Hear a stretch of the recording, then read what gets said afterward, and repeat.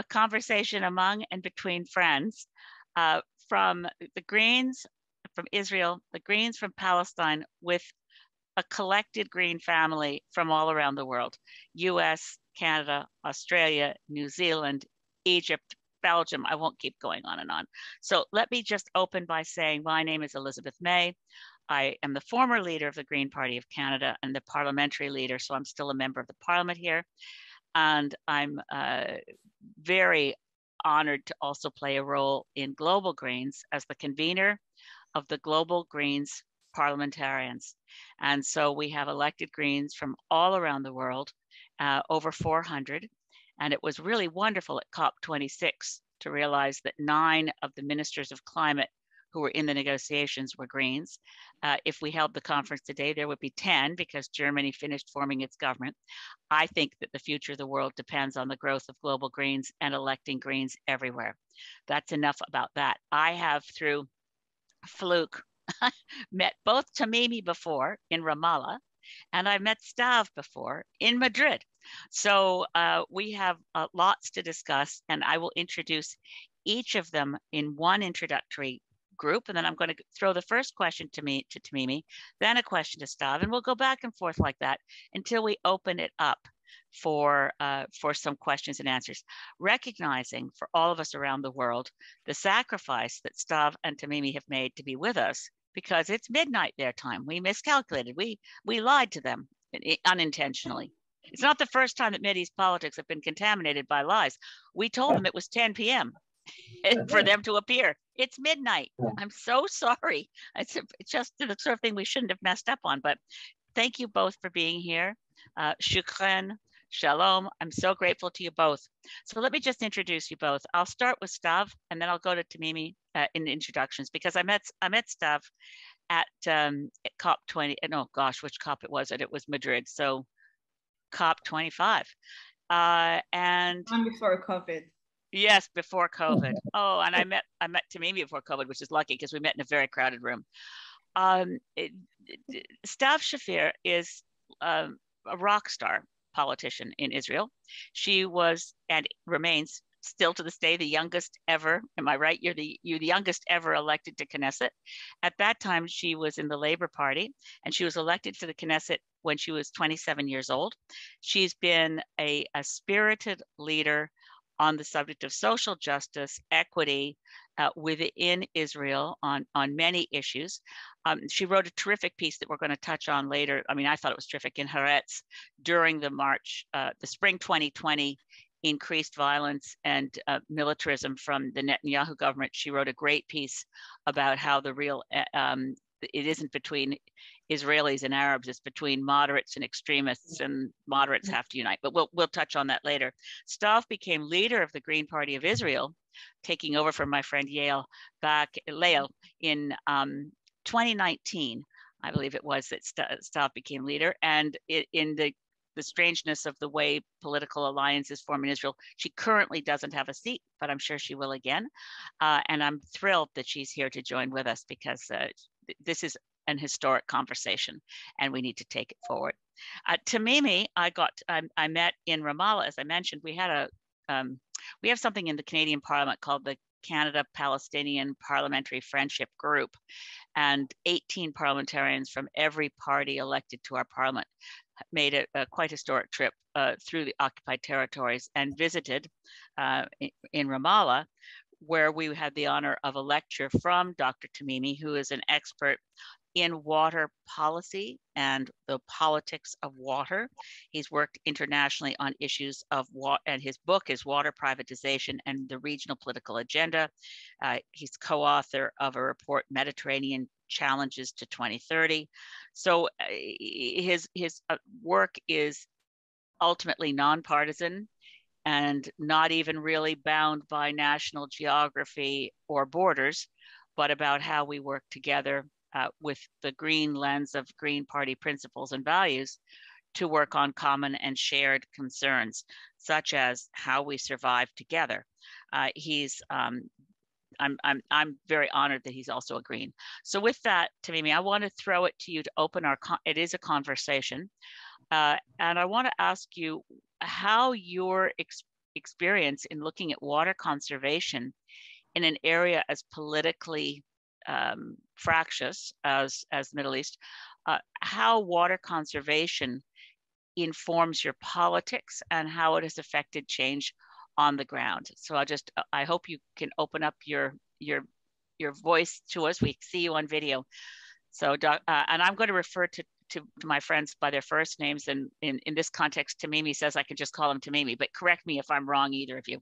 No, it's okay.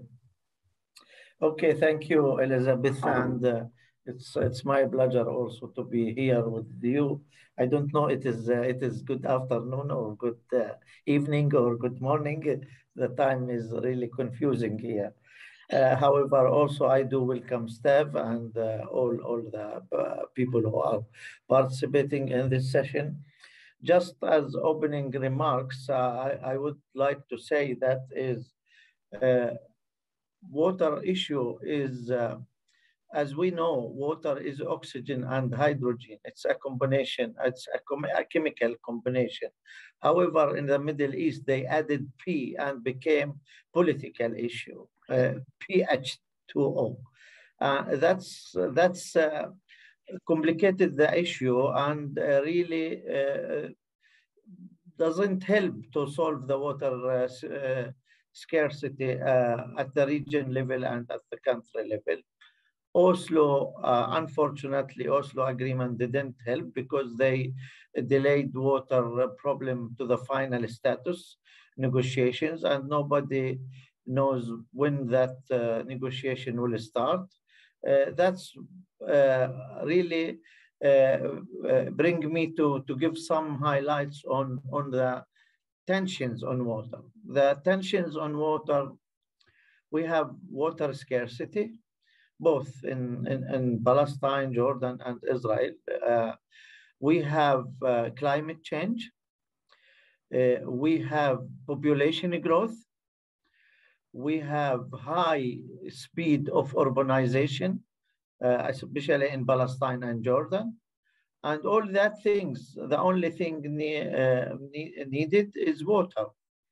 And to have water, fighting each other or opening the argument who is right, who is wrong, I think will not add any drop of water or any additional drop of water. That's why this argument I will leave aside, who is right and who is wrong. But the future challenges, when I mean future challenges, very soon, that is the water will not be enough for everyone in the region. The environmental pressures increasing every day, natural pressures and man-made pressures. The climate change is a new dimension in the picture, and the lack of political willingness to work to solve the problem also exists. All these together make me as an environmentalist scared about the future generations in the region, not only in Palestine, in Jordan, and in Israel. Jordan, for example, is one of the poorest country in the world. It's the third country in the world as a poor water country. Palestine may be the fifth, and this is making me scared about the future and the solution. Nobody knows when will come.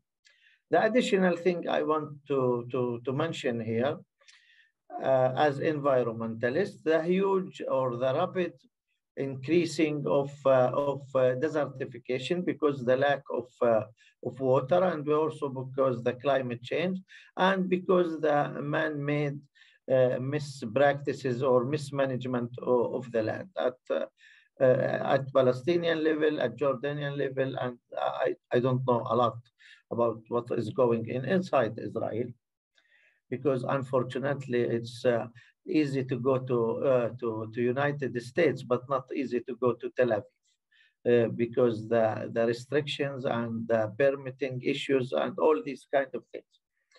That's why I really I'm looking to the solution, not to the blame. Who is causing the problems and what is the problem? The other issue is the Jordan River.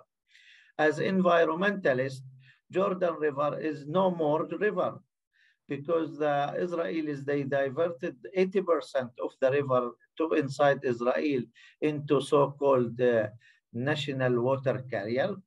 And also as environmentalists, not as Palestinians, I'm seeing every day the Dead Sea, which is a unique place in terms of nature of the water, and a unique place because it is also religious religion place, and all religions are looking to it as a holy place. Also, the Dead Sea is shrinking. All these things together, actually, I can brief what is my opinion is. Time is running. Since 100 years or more, we argue, Palestinians and Israelis, who wrong and who is right. But this is did not solve the problem, and the opposite. The problem is increased, and we are still fighting at political level. We are still fighting to share the cake, while we need to increase the volume of the cake to solve each partner problems. I mean, water problems, environmental problems. Environment, as all of us know, doesn't recognize the political borders. The political borders created by people, but the nature created by the God, and nobody control that nature. That's why the borders is political borders, not environmental borders. The last thing I want to mention, then I will leave it to the discussions. We have to recognize shared environmental values, not shared political values, because we will not reach shared political value. It's very far the destination, but shared environmental values at all levels, at the individual level, at community level, at political level, at regional level, at country level. This is the only way we can save our environment, and we can produce a better future to our children and next generation. Thank you. Shukran. Tamimi, thank you. Stav, in what Tamimi has said, how when you reflect on your work in Israel, is there that place of how the green perspective, maybe the ecological perspective, the commitment to something global, what issues in your work are in any way resonant to the kind of concerns of water conservation, the unhelpful intrusion of human-made boundaries that don't have anything to do with ecosystems? Does this resonate for you? I know a lot of your work has been in social justice and housing, so I'm not sure how you'll respond. But what reflections do you bring to this conversation as leader of the Green Party of Israel? Thank you, Elizabeth, and it's a real pleasure to be here, and thank you for facilitating, organizing this meeting. It's the first time that I'm meeting with Dr. Tamimi, and we have a lot to talk about. So it's interesting that this opportunity actually happens with international facilitation, and not directly here, as we are in the same time zone. But I think that's what it takes these days. Well, during the 90s, when there was the peace agreement between Israel and Jordan, and then the Oslo Agreement, which is the first meaningful agreement between Israel and the Palestinians, around the same period, a lot of environmental collaborations started. Most of them are related to water, to agriculture, to education between Israel, Jordan, and the Palestinian Authority. Sadly, in the past 10 years, that were mainly around stagnation and everything that comes to the Israeli-Palestinian relationship. A lot of these collaborations just slowly declined or disappeared. A lot of things are happening under the radar, but not, as far as I know, in governmental level. And I think it's part of our struggle in the Green Party in Israel to make environmental issues a priority in our country, where mostly the highest priority is always security. The security issues that we are experiencing, and sadly will probably have to experience for some years to come at least, are, although they are real, they're also used sometimes as political manipulation in order to make other issues, including some of the issues that you just mentioned, like housing or social justice, allegedly less important on the political agenda. And when it comes to the environment, of course, we have mutual needs and interest, and of course it needs to be ran in a regional way, and you can't possibly try to deal with it as a country separated by borders with another country. And you just said it right, nature doesn't see the borders. But I'm afraid that these kind of collaborations are very slow to arise. We do have a few really interesting examples, like the Arava Center in the desert that creates an ongoing collaboration between Israelis, Jordanians, and Palestinians. Sadly, we hardly see any collaboration when it comes to Gaza. And of course, if the environmental deterioration in Gaza will continue to go in the same horrible way, so the entire region will suffer from it. It's immoral to keep it this way, and it's not only on the environmental side, but in every possible other standard as well. I believe we need to create these collaborations, and that's why I'm here. I think we need to create a discussion, and I think we need to create a regional discourse that is not constantly dependent on the global sphere, but also is based locally. And I believe that when it comes to the young people in our country, they tend to separate the two issues. So for them, the Israeli-Palestinian conflict is not so much of an issue anymore. And I believe that part of our mission is to connect all of these different agendas, because they are eventually one. You know, Israel, and you mentioned the piece that I wrote for Haaretz about the fight of the collaboration that's needed between the moderates. Last year, we saw a horrible uprise in our country, where people, the extremists on both sides, on the Israeli Jewish side and the Arab Palestinian side, went to the streets and created horrifying events of setting stores and houses on fire. Some people got hurt and created a whole terror and fear atmosphere in our country. They were a small minority, maybe 2,000 people, but they managed with their extremist behavior to scare a whole country.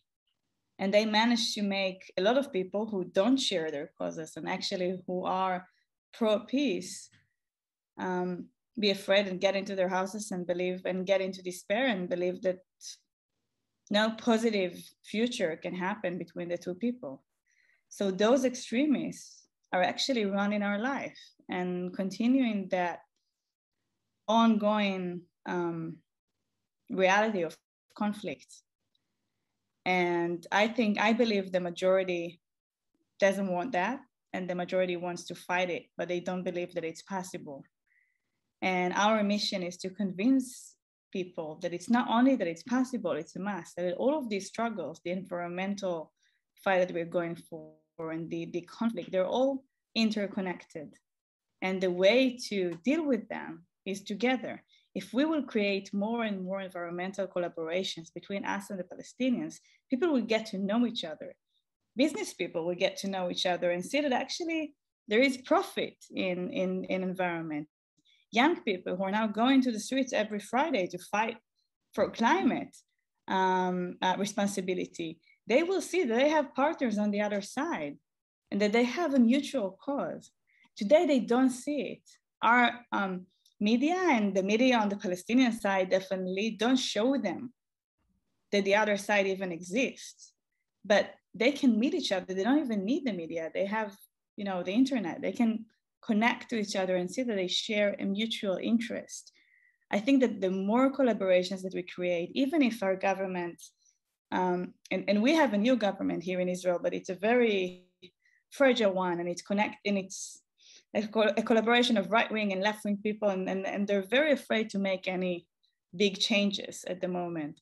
But I believe that if the young people in our country and the young people on the other side, the Palestinian side, in the West Bank or Gaza, will find ways to meet and talk to each other about their mutual interest, they can push any politician forward. And I believe we need to create a new sphere for them to do that. That's fascinating stuff. So from Tamimi's point of view, we're looking at a history of his own work around water conservation and things that work together. And Stav, you've added the historical element that a lot of that collaboration happened after Oslo.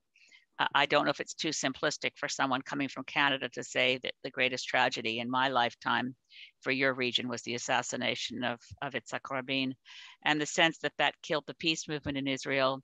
It killed a lot of collaboration, and it gave political space to kind of your region's version of Donald Trump in Netanyahu, in being able to divide people and play on their fears and be able to maintain a political agenda that was hard right-wing by increasing fears and maintaining a state of instability, because stability and peace in the region wouldn't suit his political agenda.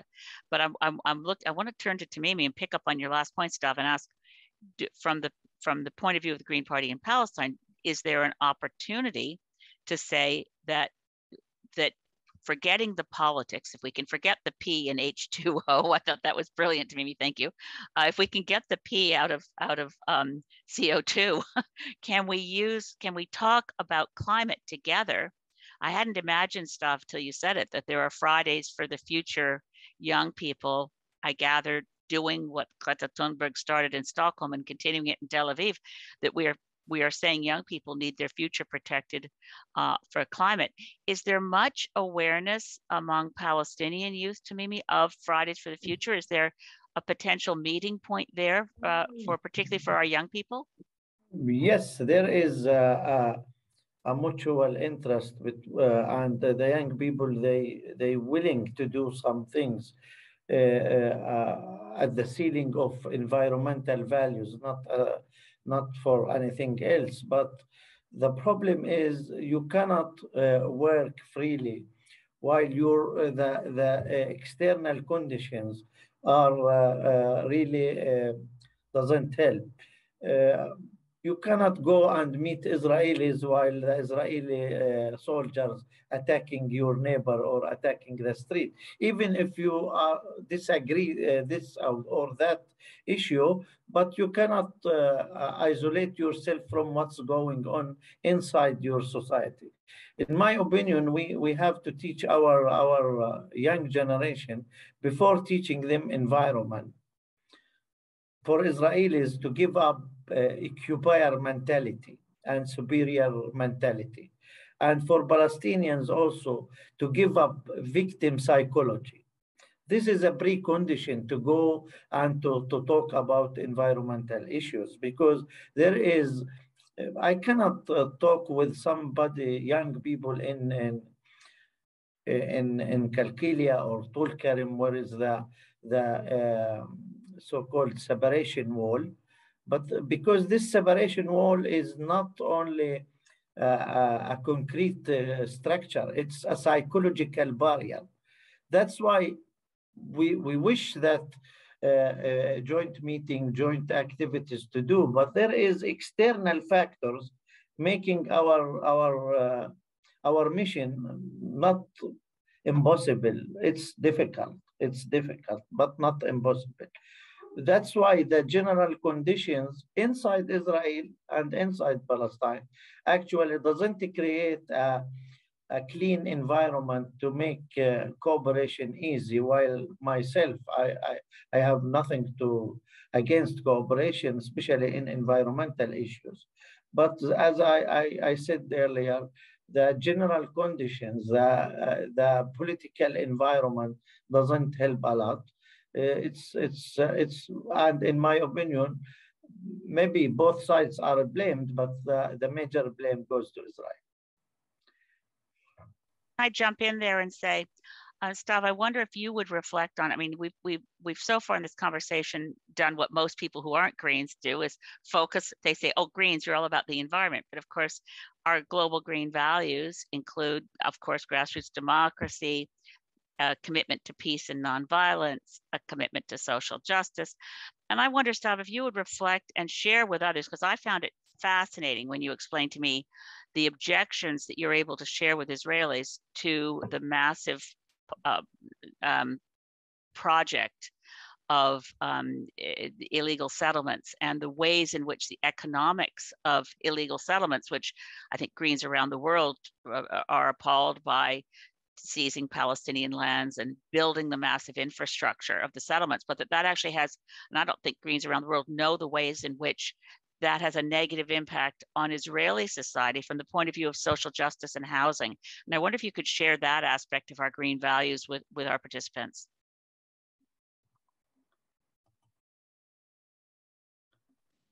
The continuation of the conflict is based on trauma. For me as a generation, I was born in the 80s, and my generation grew up into an ongoing trauma from the conflict when we were in teenagers. So buses in Israel were exploding from Palestinian suicide bombers. When we just started our life and went to university, it was the second Intifada, and for an entire generation that wasn't, we were the third generation to Israel, so we were not here during the beginning of our country, but we lived our life through the trauma of conflict. And for a lot of people, including people in my political camp, where we believe in peace and we want a two-state solution and we fight for it, there is still a lot of fear going on. And that's from an Israeli point of view. On the Palestinian side, of course, there is ongoing fear all the time, living under the control of the Israeli army, and seeing the expansion of settlements, and seeing that lack of hope politically. And I believe that with all that fear and trauma, the only way forward is collaboration. I don't want to wait for our governments to find finally the courage to put an end to the conflict. I think that we need to do things, and we need to take action right now. So we have a government now that is putting the conflict and the Palestinian issue on a side. They don't want to get into that. They're too diverse politically, but we are very glad for this government to be, because this government was established after many years of being in a mode of instability in our democracy. We were under over a decade of Netanyahu as prime minister, hurting our democracy severely in every possible aspect, and it seemed almost hopeless. And when this government was established, it was a big wave of hope, because we managed to put an end to that democratic crisis. And now we have a lot of work to do until we take our country to a point where it's ready and has the courage and the belief and the hope to put an end to the conflict. But in the meantime, I don't want to wait for this to happen. I believe that collaboration on the environment, collaboration through the private sector, through the civil sector, is the way to move forward, because we put facts on the ground. You see, what the settlers are doing is exactly that. The settlers are a minority group in Israel. There is hardly 3% of Israelis who live in the West Bank, who believe in the settlement cause. When you actually put it to the ideological side of settlements, it's a tiny little group. However, they're very political, and we're coming from the political world. We know what difference is between people who talk about politics and people who do politics and take action politically. So they created a huge and an enormous political base. They decided to be extremely political in order to make their cause happen. And that's how they became so strong in Israeli politics. They took over some, like the biggest, what used to be the biggest party in parliament, Netanyahu's party, put a lot of political pressure towards building more settlements, and made Netanyahu and some other politicians dependent on them. And by doing that, they created a lot of settlement expansion. So the majority of Israelis do not support them at all. The majority of Israelis never even have been to the settlements or visited in the West Bank. They don't see it as part of Israel. Most of it, I'm not talking about the big blocks of settlements that will probably stay in Israel's side after an agreement and territorial exchanges, but the majority of that, most Israelis don't see as part of Israel. The only thing is that they created a lot of political power. Now, even after almost 40 years of right-wing governments in our country, there is still a majority of 60% of Israelis supporting a two-state solution. And that's considering the trauma, the security fear that Israelis are experiencing all the time. 60% majority for a two-state solution and peace agreement is quite a high number. And after 40 years of right-wing agenda and sometimes propaganda in the press against the resolution for the conflict. So I'm quite hopeful about that. I think there is a way to convince people to join our cause, but it won't happen without an example for collaboration. Every time there is a collaboration between Israelis and Palestinians, it's giving a wave of hope to those who are fighting for peace. And when it comes to the environment, it's the most basic part, it's the most basic field to do it, because it's, it's almost taken for granted in a good way that when it comes to water, when it comes to our land, when it comes to the a clean air and clean environment and clean land, we have mutual interests. That's a place where we can connect people to our cause. And after they see that a collaboration is possible, that those who are on the other side are not some, other scary monster, but actually are partners for collaboration and are human beings. That's what, every time in a conflict, and you can see it in every conflict that happens around the world, and sometimes, there, sadly, our history globally has incidents of conflict that got into huge fear, even inside families, that sometimes didn't see their own family member as a real human being. Mm-hmm. And even those conflicts, and in Africa, and even those conflicts, or in Northern Ireland, eventually were solved, and people found a way to go on and live together as human beings. So I believe that Israeli-Palestinian conflict, when you put it in that perspective, is not even that difficult. But in order to rehumanize the other side from both sides, for Palestinians to see Israelis as human beings, and for Israelis to see Palestinians as human beings and part of the same world, we need to create more of these collaborations. There are a lot of startups here in Israel and business people who are trying to create these collaborations, believe that that's the way forward for a resolution to this conflict. Yeah. And sadly, there are hardly any political collaborations, and I'm inviting you to do one, to try to think what we can do in order to unite these teenagers and to make them courageous enough to say, yes, the conflict has not ended. Yes, some people will attack us for normalization and for collaborating with Israelis and or collaborating with Palestinians. We will have to confront some attacks from the extremists who don't want this conflict to ever end. But we'll go forward and try to make it happen, because we believe in peace, and we believe that that's the only way forward. We believe that we need to create hope for our generation. That's so beautifully said, Stav. I wonder if, before I go back to Tammy, I specifically, what I learned from you, I'm going to say out loud because it was what I was hoping to. I don't think, well, I learned a lot in the tour that we did where Canadian parliamentarians, including Green Party, went to Bethlehem. And we talk about getting into the occupied territories and what it feels like for an Israeli. I mean, the first place we went to was Bethlehem. And one of our Canadian MPs, a typical experience of any tourist anywhere, had a lost suitcase. So you think, okay, we'll just explain to the airline, please bring the suitcase to where we're staying in Bethlehem. And this was a diplomatic furor. I mean, you can't, from Tel Aviv airport, deliver a suitcase to your hotel in Bethlehem, so we ended up having to have Canadian diplomats from Ramallah get to the border, be there to take from the airline to take the suitcase.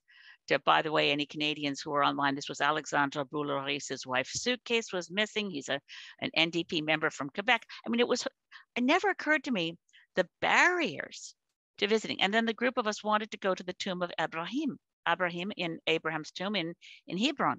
And we all queued up at what looks like, it's kind of like, a turning kiosk that we're used to in subways, only picture it in a hut that's covered in barbed wire. And you want to try to go from one part of the Palestinian community of Hebron to the other side to get to the tomb. And we all queued up, and they looked at our Canadian passports, and we're all MPs, and they said, you're not allowed. And the Israeli military can make a decision without reason. You don't have to be, there was no explanation. So if you're a tourist, you're not going to see things. The travel, the difficulties, they're beyond belief. So what I learned also that I wanted to talk about more was the settlements. I had thought, the communication, the media coverage, you never really quite get it as a sympathetic Green who wants to see both sides live in peace and dignity.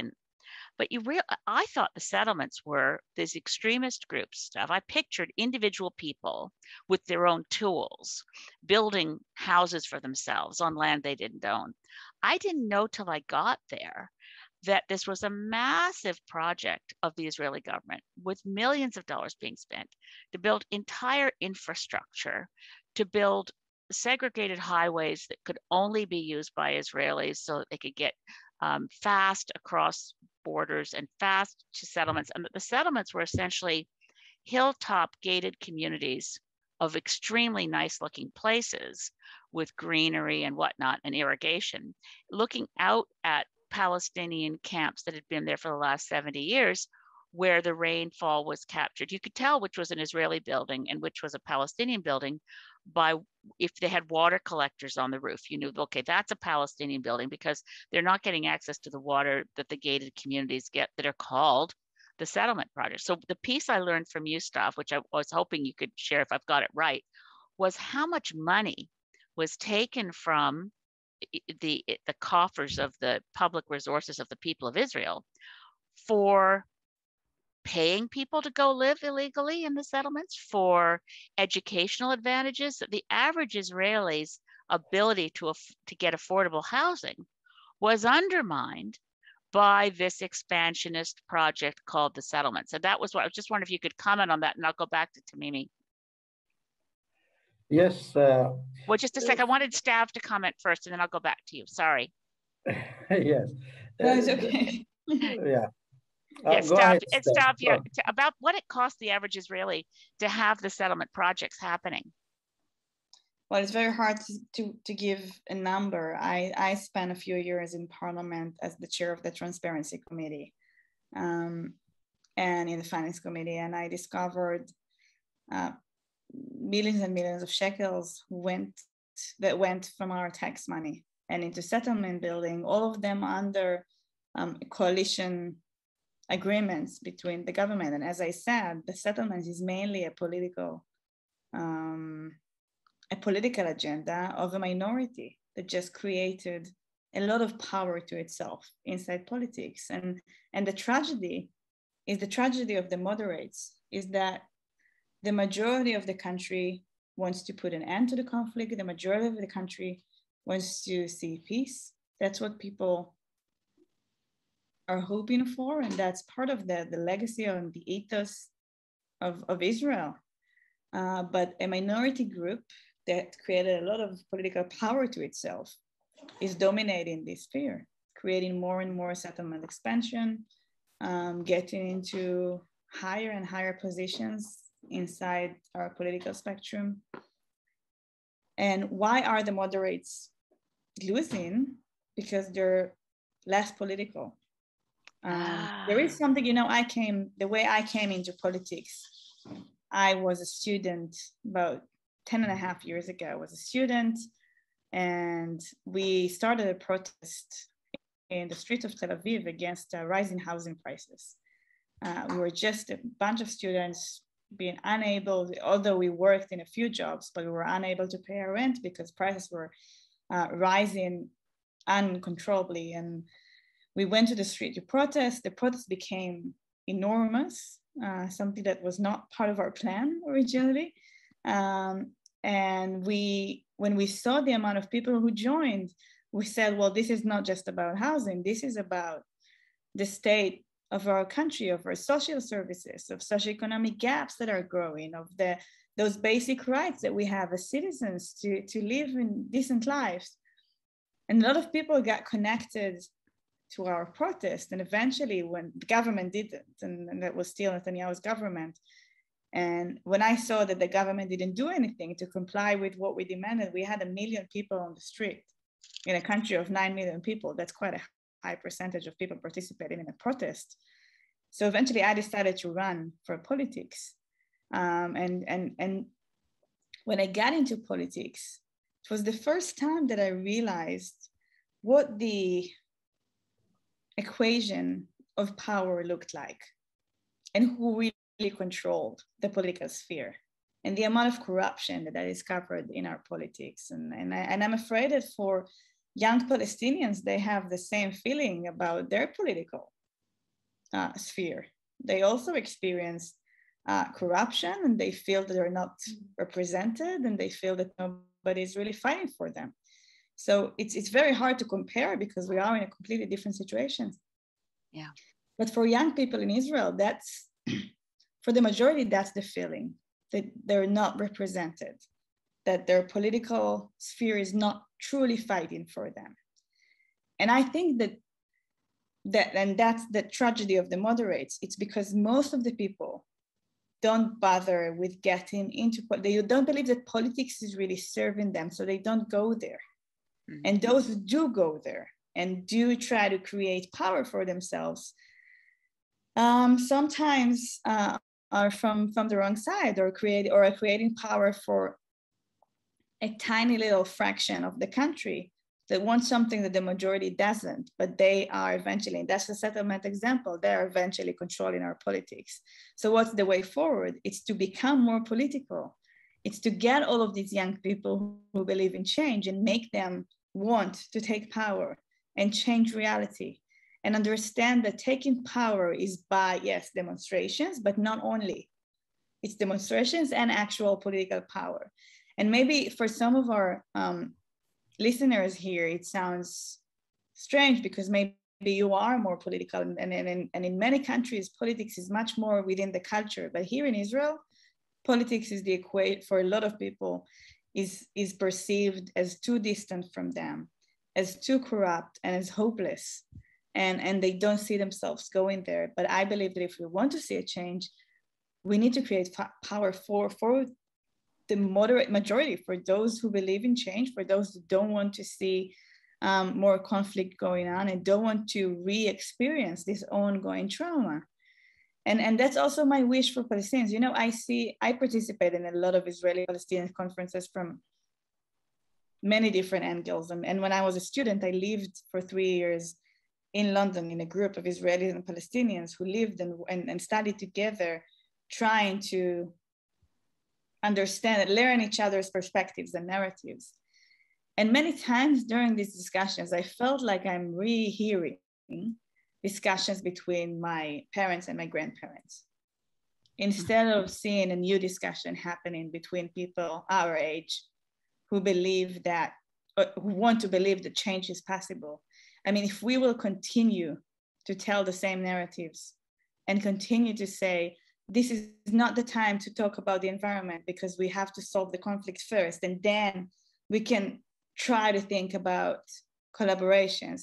So there will be no end to this. If we want to be more productive and pragmatic about ending the conflict, we need to create these collaborations now. We need to put facts on the ground, exactly like the settlers are doing, but to put good facts on the ground. Those who say, yeah, we're working together and that's going to be the future. And those who try to prevent it are part of the past. It's just a matter of years before we win. And if we'll go with this attitude, I believe that that's our only chance.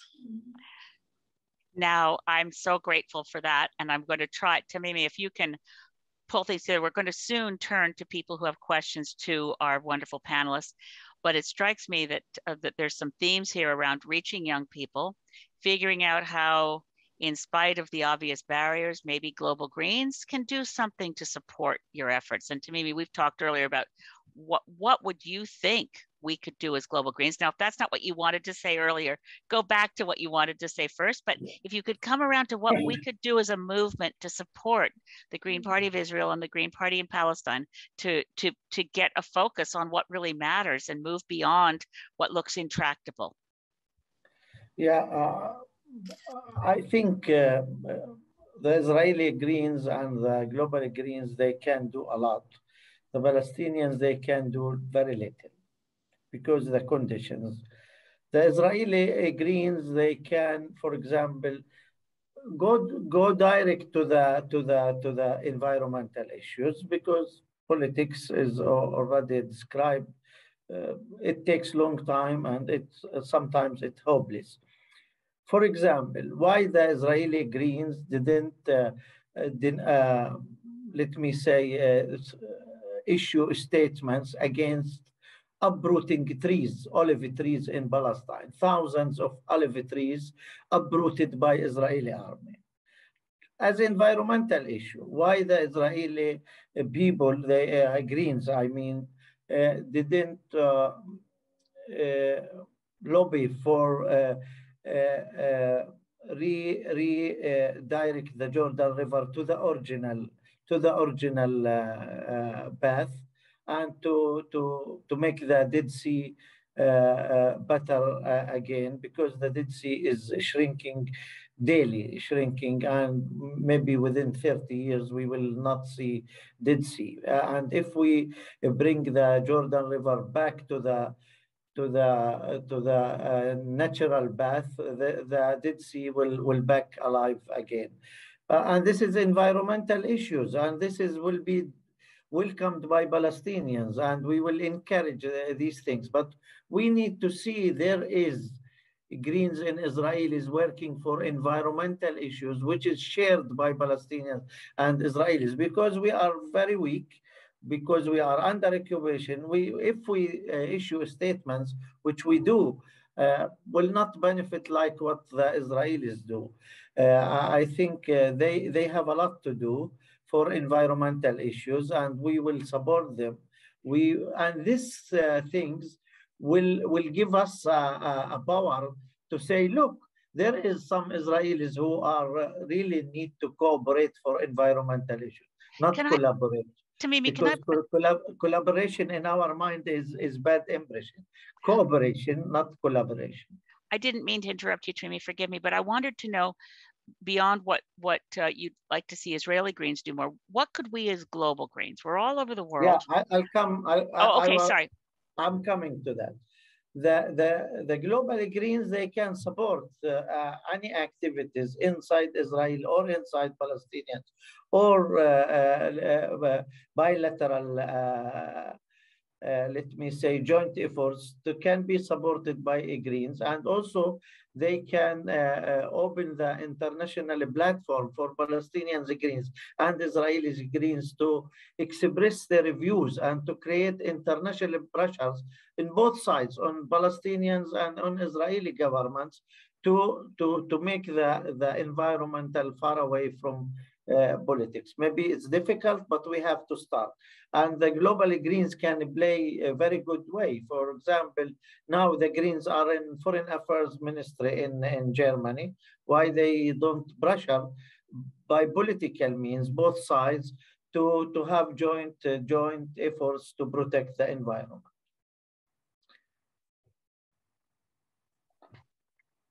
Before I turn to the audience to ask for some more questions, I just wanted to flag, because I think there's some opportunities that will come out of this conversation if we can find ways to connect using the mechanism we're using today of internet communication.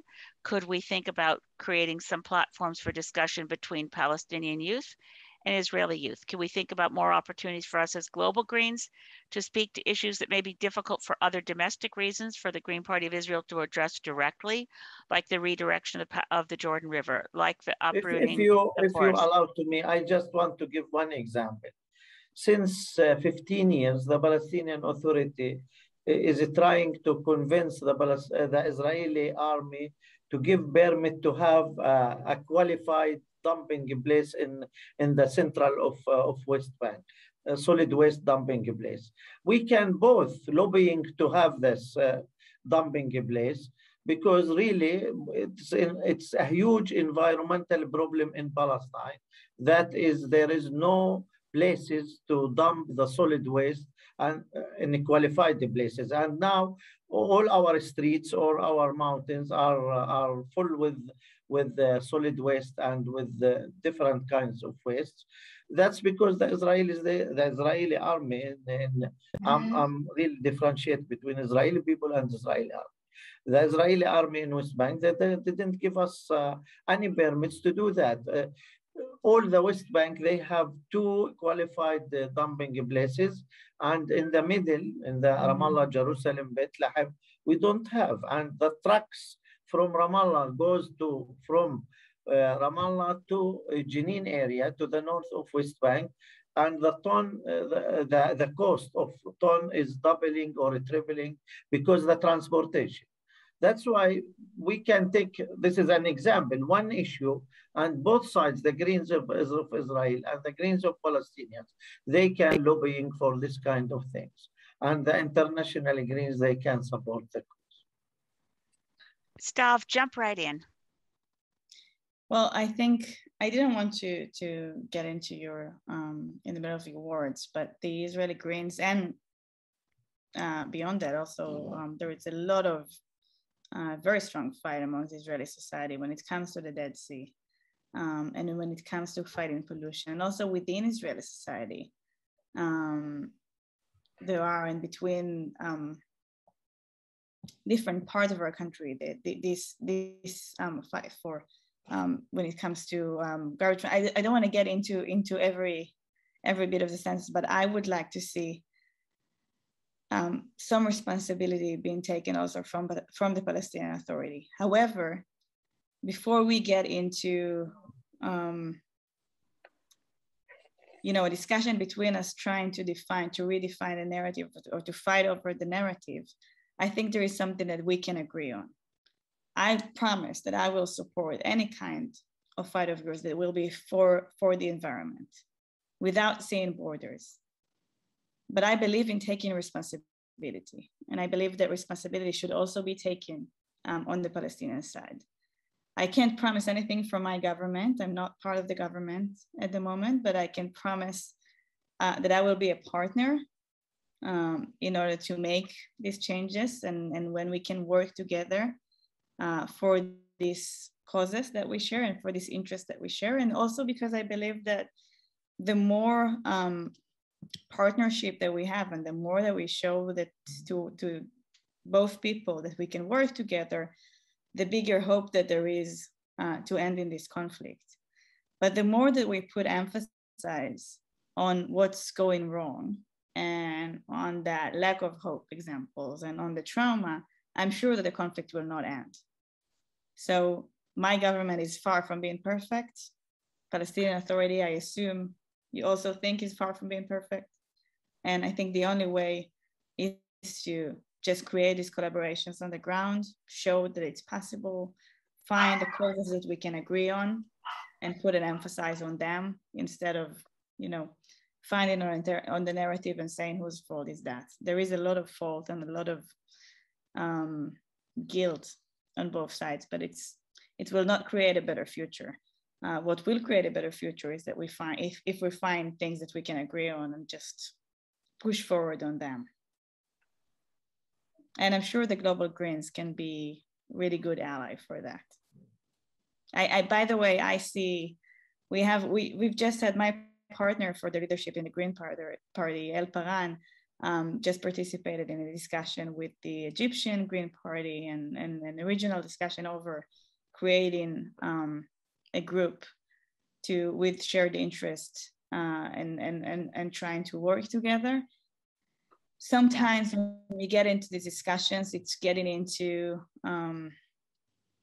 it's becoming a fight. Whose fault is that? And that narrative that nothing can be done until settlement expansion is ending and all of that. I just don't think it's pragmatic. I am also pro stopping settlement expansion, but it's just not the thing that's going to end the conflict, to create a collaboration. It's first putting facts on the ground and showing that it's possible, and then hopefully the conflict will end as well. I noticed that it's now 1 o'clock in the morning, your time, for both of you. So I want to apologize again and put one idea forward, and then we'll take a few questions. If you think you can stand it, because at 1 o'clock in the morning, I don't, there's such spirit of Greens to keep going, but sometimes it's just cruel. I wanted to mention that we have a really amazing opportunity, I think, coming up in that COP27 will take place in your region. And as Mohammed is here with us, we'll be having COP27 in Egypt, in Sharm el-Sheikh. And perhaps we could start, it's a possibility, Zoom conversations between youth of the region in terms of what role they could play that Global Greens could facilitate. That's what I'm thinking in terms of, because we as Global Greens, we can act politically in our own countries. We can speak out. But I know, Stav, you have to go very soon because it is 1 o'clock in the morning. Do you have any thoughts on whether we can do something on the climate issue, particularly given COP27? And in any event, I promise both of you will continue our conversation and figure out what we can do together. Because Tamimi said from the beginning of this conversation, we shouldn't focus on blame. We should focus on what we can do together. Because as Greens, we understand that these issues aren't about borders. They're about survival. So Stav, before you go, you want to give us some closing thoughts, and then I'll go back to Tamimi. Yes, I think we can keep. Sorry, Stav. I think Tamimi, I want to go to Stav. It's okay. I'm happy. Okay. I'm happy to listen. Okay, Tamimi, you go first. Sorry. Okay, thank you. I think we can keep discussion till COP in Sharm el-Sheikh, and we can think together how we can promote the environmental problems in the region, and how we can let me say use the globally green as a vehicle to promote our ideas and to get support and allies to pressure wherever they can pressure to see that environmental in the Middle East is moving to the positive direction. I believe in the power of the youth, and I think if we can find a way to connect those teenagers who go to the street every Friday to fight, and I don't know what's the situation in Palestine when it comes to that, but if we can find the leadership and the representatives of those who could be the youth movement for the green and for the climate responsibility on both sides, and connect them even virtually. They don't need to physically be together, but virtually, to show that they are sharing this cause and that environment doesn't have borders. I think this could be really, really powerful, and nobody could stand against it. It's and I'm very happy to try to organize this, and if we have partners on the other side. Thank you. Do you have time for one question to each of you before you have to go? Yeah, with pleasure. Can you manage one, Stav? Yes. Just quickly, because I know you and I've talked about this stuff. I haven't talked, and I spoke with a lot of Palestinians when I was in the West Bank, but I don't want to speak for what I heard because it's been very controversial in many Green parties around the world. But the question from the leader of the Green Party of Quebec in the chat is, what are your views on boycott, divestment, and sanctions, the BDS movement? And if each of you could speak to that, I'd be grateful. And then we'll stay and see whoever can stay. There were 3 questions put in chat, but I know this has been very controversial for lots of Green parties around the world. So what's the question? What do you think of the BDS movement, boycott, divestment, and sanction? Does it aid the peace process in the region? Is it something global Greens should support? And most of the Greens from Canada will know I haven't supported it, but it's complicated. So I'd like your views on it, Tamimi and Stav, would be very helpful. Well, it's quite amazing that this question comes up after an hour that we talk about the power of collaboration. The boycott movement is just against collaboration. And I'm afraid it's not very progressive. So I don't even see what's the connection to the Green movement at all. Those who are progressive know how to see, and it's part of our very essence, to see the complexity, to see the different narratives that are happening on both sides. And Israel is not just one thing. Israel has different communities, and we have a really big fight between us. I would say a discussion, but it's not such an easy discussion. It's much more of a fight between us, between the extremists who don't want peace and are trying to do everything they can in order to prevent it, and between those who are fighting for peace and those who believe in peace and sometimes are afraid to fight for it. But they are now, as I tried to explain a few minutes ago, are still the majority.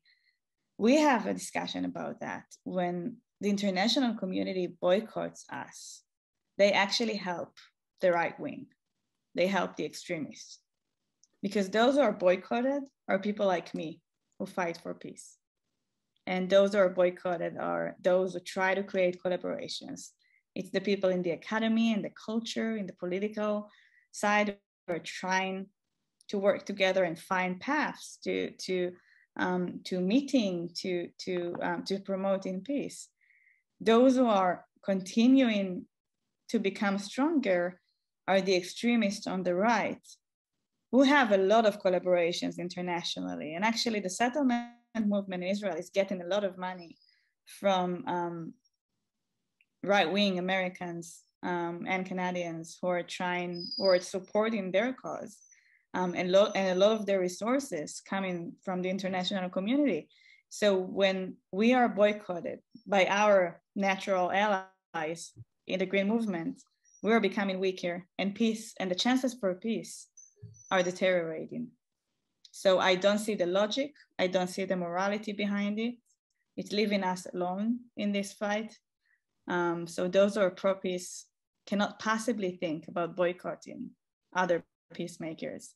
And I really hope that this, sometimes when I was in that transparency committee, one of my biggest fights in parliament was against the ministry that Netanyahu, our former prime minister, so good to say former, established. He established a whole ministry that got a lot of money to fight against the BDS. My suspicion was that the BDS was actually part of his interest, because the more that he fought against the BDS became bigger and boycotted the left.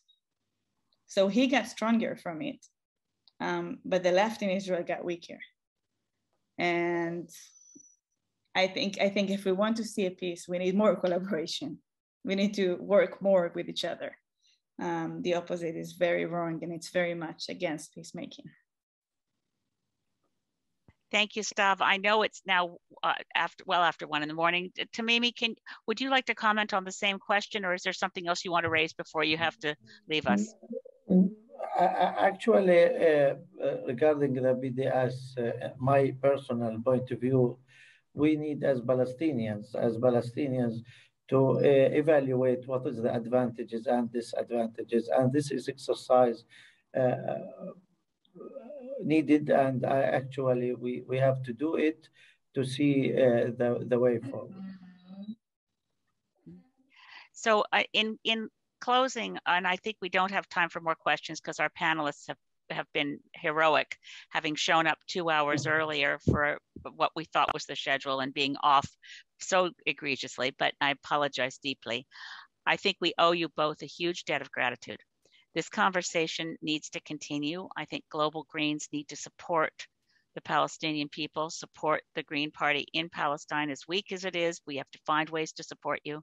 And the Green Party of Israel is heroic as well, and fighting in a context where the narrative doesn't support the existence of wonderful Greens like Stav and Lael and people who've been fighting for peace and trying in this context of trauma and a narrative that works against us. I love what you said, Stav, listening to the conversations. It's like hearing your grandparents talking to each other. That's very revealing of, and I think we all notice it as Greens around the world, we need a new story. We have to have a story that has people understand, regardless of what they think the political context is, that we have very little time to ensure that we save the hospitable, life-supporting biosphere that gave rise to human civilization, much of it in your region. I mean, most of our metaphors when we talk about the road to Damascus conversion, I mean, the whole Judeo-Christian ethic and our literature and our metaphor is full of a cradle of civilization that's in your region. But we are absolutely betraying Mother Earth every single day. We're not paying attention to where we need to pay attention.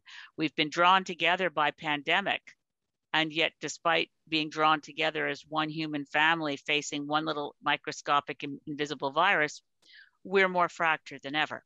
So I think we need to restore our green values, find ways to coordinate, collaborate wherever we are, support each other.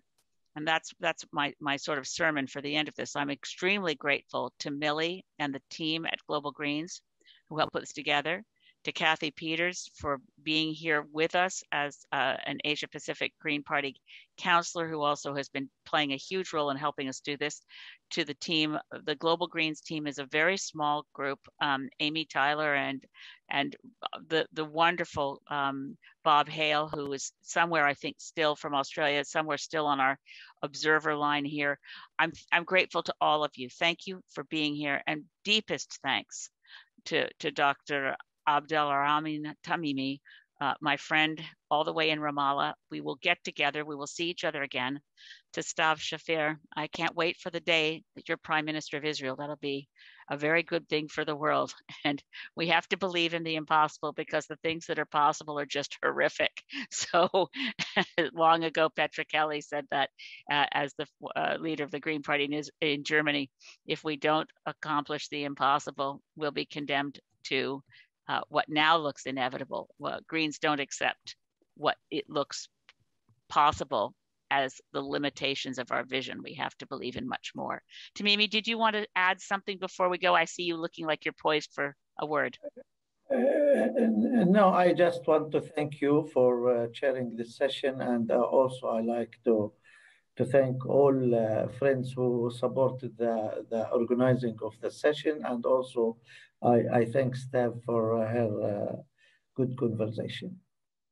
Thank you to Dr. Tamimi. I'm very happy that we met here, and I'm sure we have so much more to talk about. Thank you for your courage. And Elizabeth, since the day that we met, you promised to make it happen, and you made it. And it took a lot of effort. So I really, really appreciate it. Sometimes it feels like the global community is not really interested anymore in the conflict, and like it lost hope as well. And we cannot. And I thank you for not losing hope and for believing in this. I really, really appreciate it. I love you, Stav. I knew from the minute I met you, it's like I just think you're fantastic. Tamimi, the fact that we were able to recall the moment when we met and your presentation in Ramallah, it's amazing. So I, with lots of love in my heart, I just say a deep shukran to Tamimi, a deep shalom to Stav, and to all of you Greens around the world. Think about what we mean to the world We need to keep focused and deeply embedded in our own values and our own principles and support each other. When Greens do well anywhere, Greens do well everywhere. So again, thanks to our friends who've coordinated this, and good night and sleep well to our heroes in Green Party of Israel and Green Party of Palestine.